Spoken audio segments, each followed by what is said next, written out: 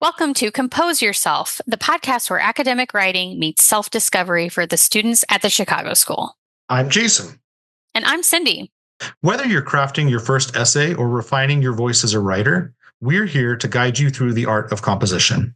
From brainstorming to final drafts, we'll break down the tools and techniques to help you think critically, write effectively, and express yourself with confidence. So, grab a pen, open your mind, and compose yourself.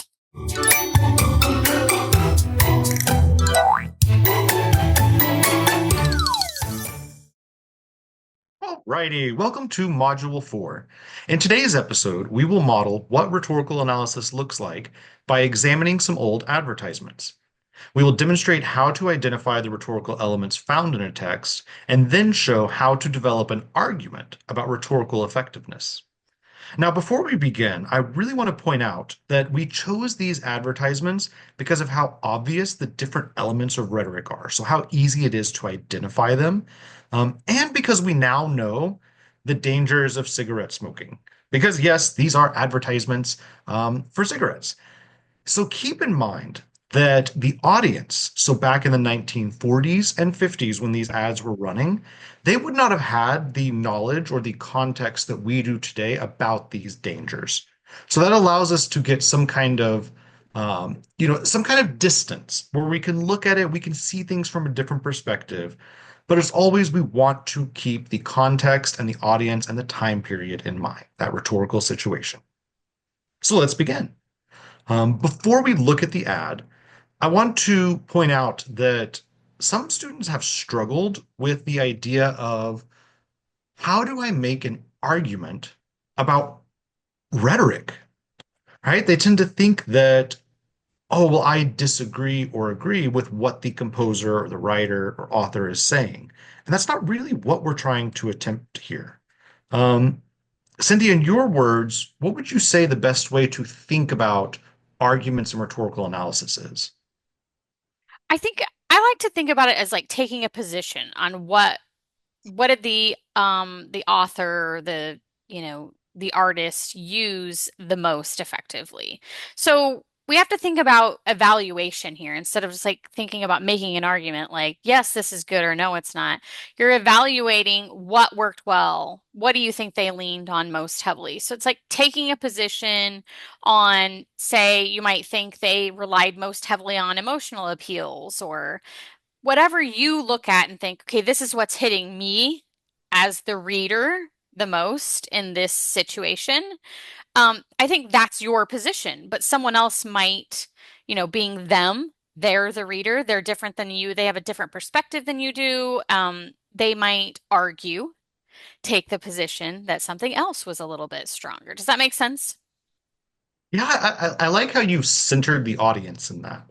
Because I think we tend to forget that. It's not like you are some detached, person up in an ivory tower staring at this and seeing how it all works. Like, even if we're not the intended audience, which we want to figure out who that is and what they were trying to achieve, we can still use those tools, that kind of audience first perspective, to think about that impact and effect. So I really like that perspective, especially because we're evaluating. That is your argument. How effective did they use these different elements of rhetoric? Did they achieve their purpose, reach their audience? Were their strategies to appeal to ethos, pathos, and logos effective, or did they work well? So, with that kind of idea in mind about how we're going to argue about these pieces, let's take a look. The first thing I want to point out is that we found these from the Stanford research into the impact of tobacco advertising. And what's neat about that is that this means it's one of those higher quality or higher tier or more trusted sources, right? This isn't just some random person from Google that we found on a random website and we don't know if these were real or not. These are actually real. They are part of a collection. And if I were doing this, say, for a paper, I would look at the whole website. They have right here publications, so scholarly, peer-reviewed publications about these. They have videos, histories about the different brands. So we're looking at the collection that Stanford has curated. And the very first image, look at number five, because it's a fun one. Hmm. We can see here it's from 1950. So that gives us some of that context that we need to look at. Let me see if I can zoom out a little. We're going to have to kind of scroll. Um, so yeah, how about Cindy? What's kind of some of the first things that you notice? What stands out to you about this part of the ad? Well, the first thing I notice is that it's like centered on the mother. So to me, the mother is sort of center of the page. And in this situation, you can see that the mother has taken the child to the doctor and they're all just smiling. But they're all looking at the child. So the child is like the center concern. And then I note, so that's the first thing I notice visually. And then I Mhm. notice the text along the side, right? Like my eye doesn't immediately go to that center. More doctors smoke camels. That's not the thing that catches my eye first. Oh, right, Even right. though it's like the center of the page and it's the most prominent text. My eye goes to the picture, it goes to the woman in the picture who's with the child. And then I look at the side where it says sound as a bell. And I notice that it says wise doctor, wise mother, fortunate youngster. So Oh, immediately I feel like the messaging is good mothers listen to doctors. They take their children, and the message in the text is a little bit like the elimination of lots of childhood disease because in the 50s they were definitely, really leaning into different vaccinations and things that were, definitely right, right. changing healthcare at the time. But this ad is really just focused to me on what does it mean to be a wise mother? You take your child, they receive medical care from this doctor who is completely trustworthy, right? Right. You, we as a society might question Western medicine a little bit now more than say they would have in the 50s. Back then, being a medical doctor was like the pinnacle of credibility, right? So I also feel like for me, even though this is really important, the appeal is that the mother is wise and she trusts the wise doctor. So that's immediately what my eye goes to. What does your eye go a little bit differently than that when you look at it?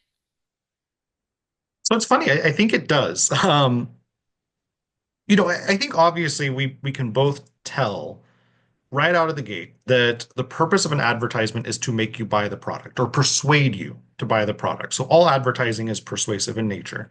And I think we would agree that this is trying to persuade you to buy Camel cigarettes. Yeah. Um, but then when I think about the audience, you were drawn, more to the mother and the mother's perspective. I kind of think that the audience is children, Okay. which the advertising. Say more. So where do you think this would have been where would they even come across this? Where do you think this advertisement would have lived? What kind of publication would it be in? So that's what's tricky. Let's see if it lets me go back a little. Sometimes they'll tell you So kind I'm of in kind of this thinking extra it would have been information. like Um, I'm wondering if it wouldn't have been a women's magazine of some kind, like, it it where probably was. and then children would have come across it, right? Like if it's a women's magazine, we're thinking the 50s, the woman may have had it in the home like a Good Housekeeping or whatever magazine. Um, they would have had it Right, maybe open right. and a child would have seen it, right? If it's in the home. hmm So that's interesting. What do you talk about what you think about is going on from that child-centered perspective? So I do agree. This is definitely from a magazine, and we can tell, I know a little bit about the history of advertising, but it's called copy. All of these words and this language, obviously this was not an ad on TV. This wasn't a billboard. Like you can't read all of this on a billboard. So this was Hmm. meant for a magazine. I do agree too. This is probably, a woman's magazine or a magazine geared towards women or mothers. But the reason that I feel a little bit more like it's an underhanded way to get to the child is the image and the centrality of the image. So yes, this child, looking at this age, he might be able to read a few words here, but he's going to be looking at the images. And what do we see is the child is happy. He's looking at his mother, so he has like, number one, there's definitely an appeal to ethos there of, oh, well, look at your mother, look at this authority figure. And then we have another appeal to ethos with the doctor here because you're taught from a young age, like, oh, doctors are authority figures, people to be trusted in society. He has his little, I don't know if that's like a scout cap or something like that. So obviously, this kid is having fun. He is surrounded by these people that he trusts Hmm. who are automatically priming him to think, I can trust this. And then the kid sees cigarettes. So I think I would argue more that their attempt was kind of subversion to try to use appeals to ethos and pathos to persuade children from a very, very young age, hey, it's okay to smoke because all Mm. of the authority figures are doing that. Um, Yeah, that's so interesting because I think the pathos for me is coming from the way that the mother is looking at the child and looking at the doctor. And, there's this mm, emotional mm. appeal that wise mothers trust their doctors. And if you trust your doctor with your child, you can trust your doctor with the choice of which cigarette you should go in. And then you go down to that cigarette ad. I think it's Yep. really interesting that they say, according to a recent nationwide survey, but I don't see them cite that. I mean, maybe it's just the print small and I can't tell, but like that's trying to appeal to logos, right? Like we're trying to Right, say we've right. done a survey, here's the results. So I think they throw in a little bit of attempt at logos. As a modern reader, does it work for me? No. No. And actually, what's funny, if you read some of that, the other things that are on that website, Camel would do all kinds of really sneaky things. So, for example, they would set up a booth at the entrance to medical conferences and they would pass out free camels. And then when doctors would leave the conference, they would just say, hey, what cigarette are you smoking? Oh, Camels. wow. Ooh, that's us. That's us. That's us. So they were, modern scientists and like many of our students going into the social scientists, you'll learn you cannot do that. That's kind of No, cooking. you have to That's disclose that as an interest, right. like, do you have any Right. interest in this research? And I mean, that's like not even really that wouldn't be considered ethical research practice anymore. No, or just valid. That would not be a valid way to gather data. But they were doing this, like you said, I think, to appeal to that sense of logos, to make it Right. seem like, oh no, we did this very formal study and we're using evidence and research. Look at us.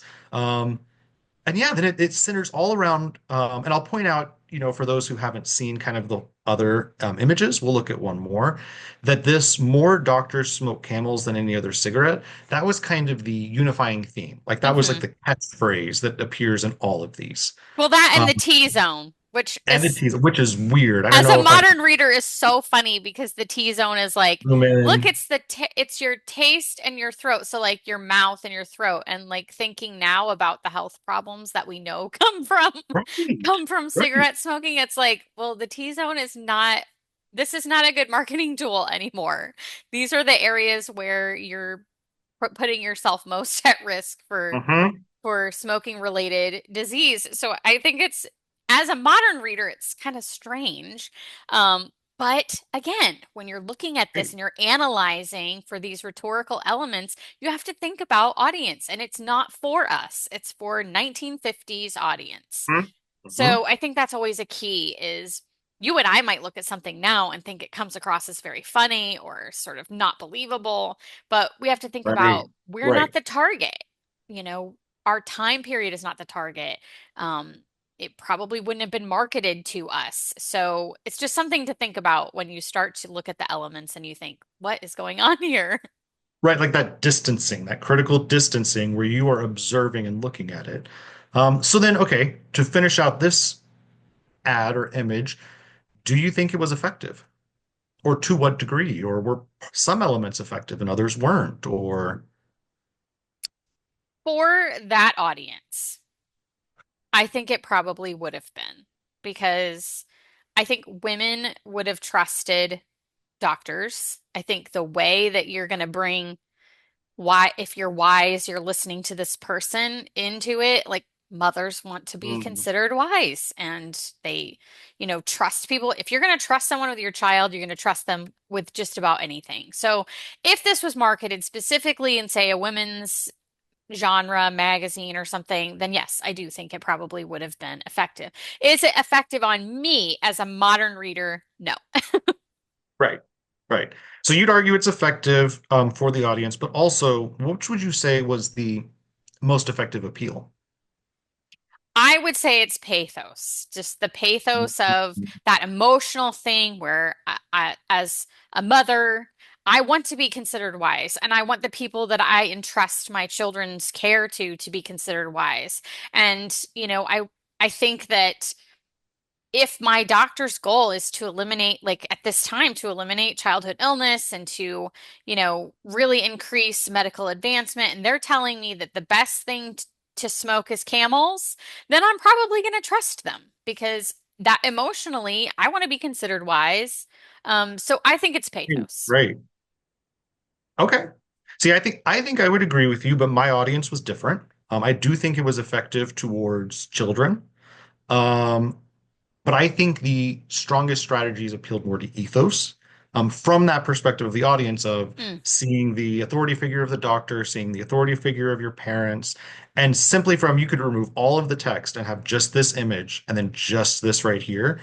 And I think that would persuade the audience. It's yeah. kind of in the 1980s when I was growing up, and R.J. Reynolds' camel also got in trouble for this.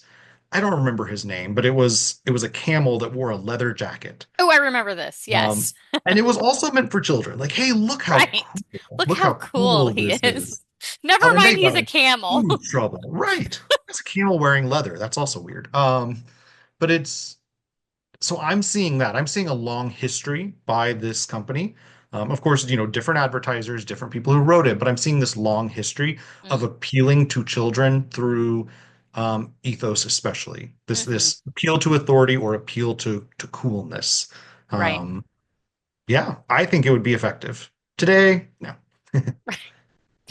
which is why we're looking at them. Exactly. So let's look at a slightly different one. Where are you? There you are. So I'll point out if that last one was 1950, the information we have here is 1945. Mm, So while I pull it up, just as a brief reminder, 1945 was the last year of World War II. So the idea of this huge, massive global war and everything that had been happening, that was fresh on people's minds. Hundreds of thousands of Americans alone, which is where this ad would have run, would have been overseas fighting. So this was kind of like in the popular culture and the popular mind frame of the time was the war. So let's look at it. We still have that copy. All right, so we have the title up here, Doctor of Medicine and Morale. Oh, interesting. oh, Um, we have our text. Like I said, old advertisements love to have all of this text on their ads. We have this image right here. Let me see if I can zoom out. There we go. It's a very serious looking soldier. And then another one. So we're going to assume we're going to make some assumptions, but based upon the reading, the medical man in the service today, we're assuming this is a soldier and a doctor. And that's pretty much the ad. So let's start with you. Who do you think the audience is? well, I think this would not be in women's magazine like Good Housekeeping. I think this is going to be maybe in Time magazine, something like that. Something that's a broader audience is going to reach a male audience because I think this is targeted at men. Um, I think this one has a really clear message about shared experiences. I mean, many of the men would have had experiences being in the armed forces. So they have this like shared camaraderie around that experience and then sort of a shared identity. I mean, that's one of the most unifying things that we can share with other people is an experience, something that we go through together. So I think Right. this ad is really targeting that idea that, when you're in a war situation, that the people that you trust, in this case, this doctor or, this fellow, what they said it was a fighting man. That's a shared experience and a shared identity. And I feel like your gaze immediately goes first to like this this man on the left, the central figure. But then Mhm. when you look at the smaller picture, you get like this more rounded out view of where there's like this friendship and this trust between them, and they're just sharing, sitting and sharing a smoke and talking Yep, together. And I feel like that's definitely the target is like truly I feel like this ad is targeting the idea of masculinity at this time period. Um, definitely. it's not to say that, that I'm not saying that that's correct or incorrect. I just think that's the target. They're targeting the what would have been in the zeitgeist about masculinity at this time period. Mhm. What do you think? What does your eye go to? It's funny because I was thinking, how would I incorporate evidence in a rhetorical analysis? And we don't talk about Kairos, we don't really need to. But to put that another way, it's kind of like things that happen at the right time, that context, which is where we've been talking more about it. And so you mentioned the context of the war, the importance of the immediacy, that timeliness of it. And then I have evidence right here, even in the text, not the image. Right this very minute, you might find him in a foxhole under fire at the side of a fallen doughboy, which doughboy is just an old term that they used to use for soldiers. So that shows yes, there is an immediacy. Like the person, you may have been like a Time magazine reading an article about how the war is going, Mm, and you flip the page, and this ad has placed you in that time period. It's saying this is happening right now. And I think that definitely would resonate with an audience. Again, probably men.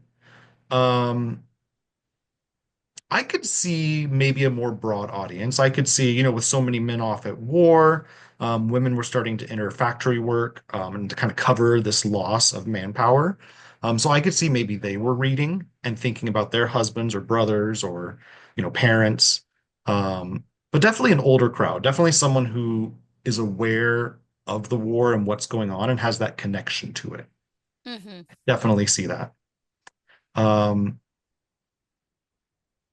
it's also funny, like when you mention kind of the idea of these conceptions of masculinity, I think you can see that emotion even on his face. hmm He's not kind of smiling and chipper, like, No. yeah, I'm off at war. He's very stoic, right? He's looking a Right, little serious and stoic, like, even that text under it, like, sleep, what's that? There's this idea that they don't need to sleep.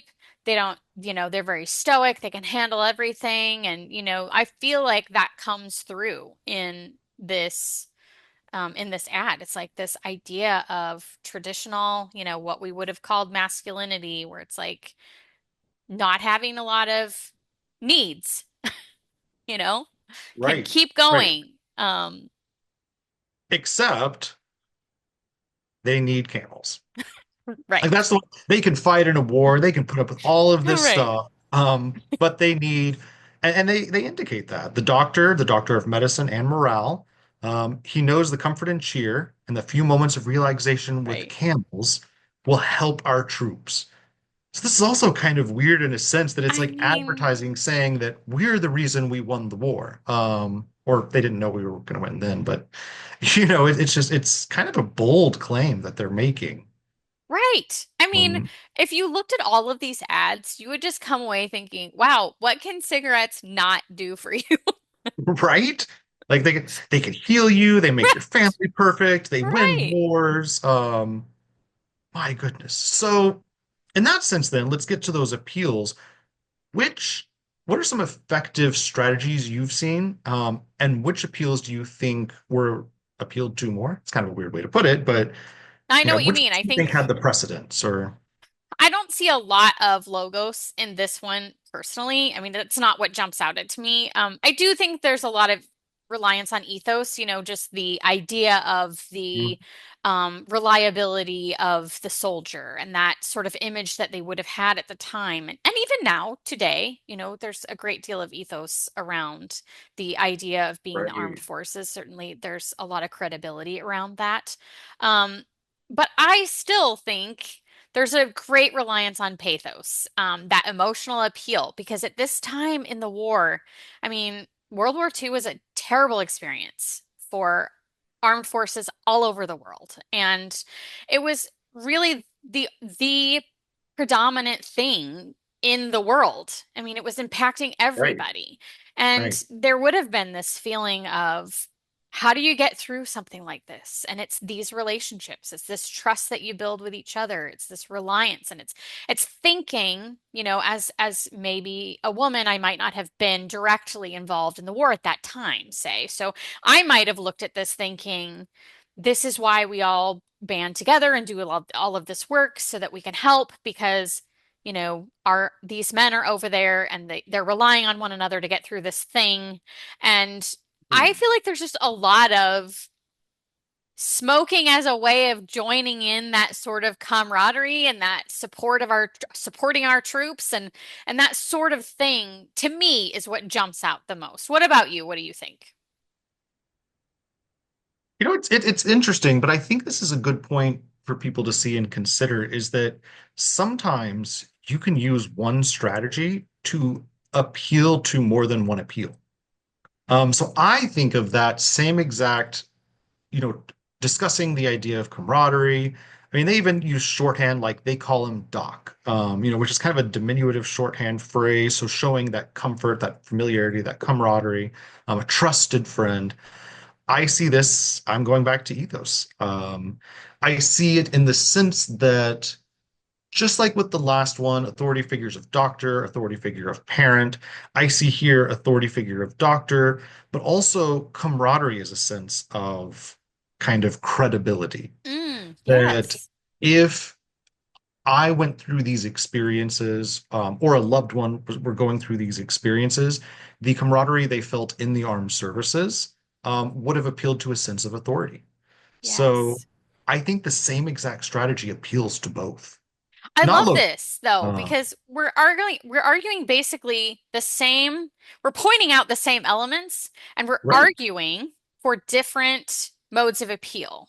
And I think that's important for our students to think. Like you that's where argumentation comes in. You're taking a Right. position. Jason is taking the Right. position that, yes, I'm looking at the same elements you are, and I think that they're stronger on an ethos appeal. And I'm looking at those same elements and saying, okay, but I think they could be argued that they are more pathos appeal. And that's how you know you have an argument.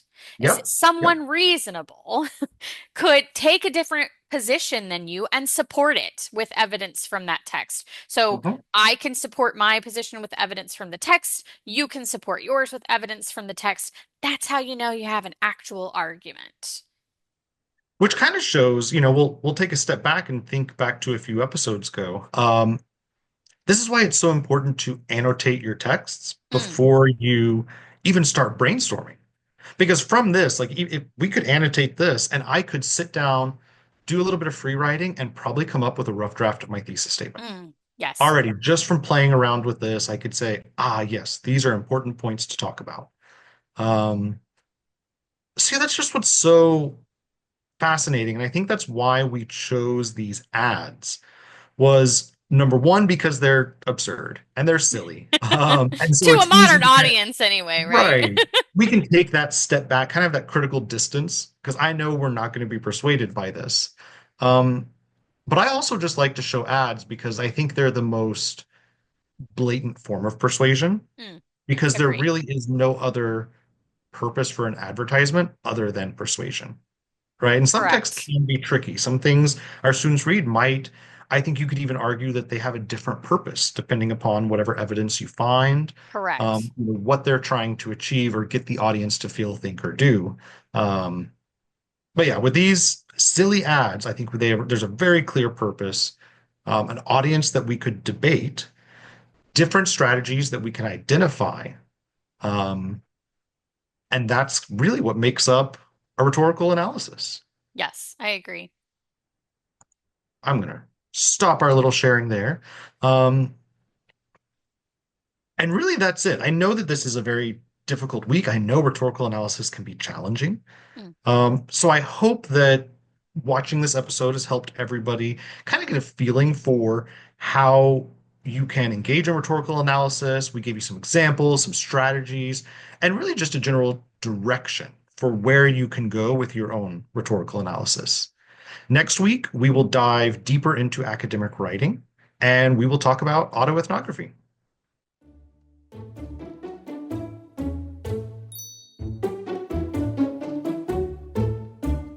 Thanks for joining us on this episode of Compose Yourself. Remember, writing is a process, and every word you write brings you closer to becoming the writer you want to be. We hope you enjoyed today's discussion and that it makes clearer the topics you're exploring in this course. If you have any questions or comments, please reach out to your instructor. Until next time, keep thinking critically And always compose yourself.